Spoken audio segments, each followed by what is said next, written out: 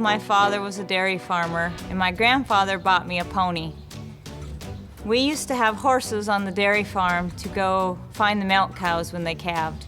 We would throw the calf up on the withers of the horse and bring it home, and the cow would follow. My dad went to game shows, and as I got old enough to go, I started, he quit. My first rodeo, I was in the 8th grade. I actually rode steers. I won the steer riding, Park Rapids, Minnesota. A bull rider that went to my school watched me ride that steer, and he said, "You ever think about rodeoing?" I said, "Rodeo, and I really don't know what it is." He said, "Well, they have such a thing as Minnesota High School Rodeo. You're gonna be a freshman, that's when you join."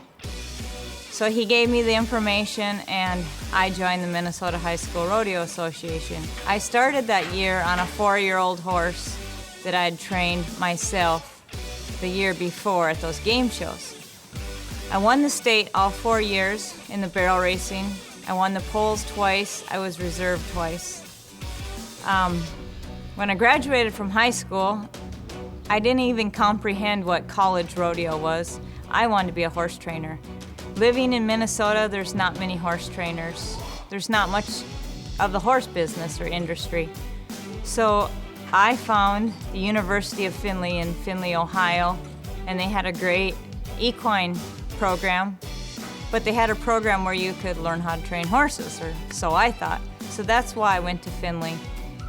From Findlay, I went and rode with Talmadge Green. I also rode with a top cutting horse trainer, Ronnie Hodges. I spent a lot of time in the Southeast. And throughout my years from graduation, rodeo always paid its way.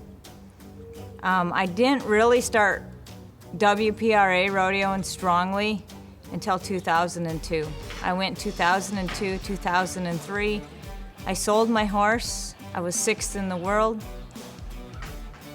And RC Back in Black we purchased in August of 2010 with the goal of making the NFR. The new year started October 2010, and my goal was to be in the top 5 so I could go to Houston, San Antonio, the big rodeos in which I was, to make the NFR, in which I did. That following spring, she chipped a knee. Then I bought First Down Perks. He was a barrel racing horse, a 4D horse. You know, he went to the barrel racing jackpots. He was not a rodeo horse. And somebody had challenged me mentally. They said, you know, anybody can make the NFR once, but if you can make it 3 times on 3 different horses, you're a cowgirl. So I've made it twice on 2 different horses, so I need to make it one more time. For training tips and more information from the Bluebonnet ambassadors, visit bluebonnetfeeds.com.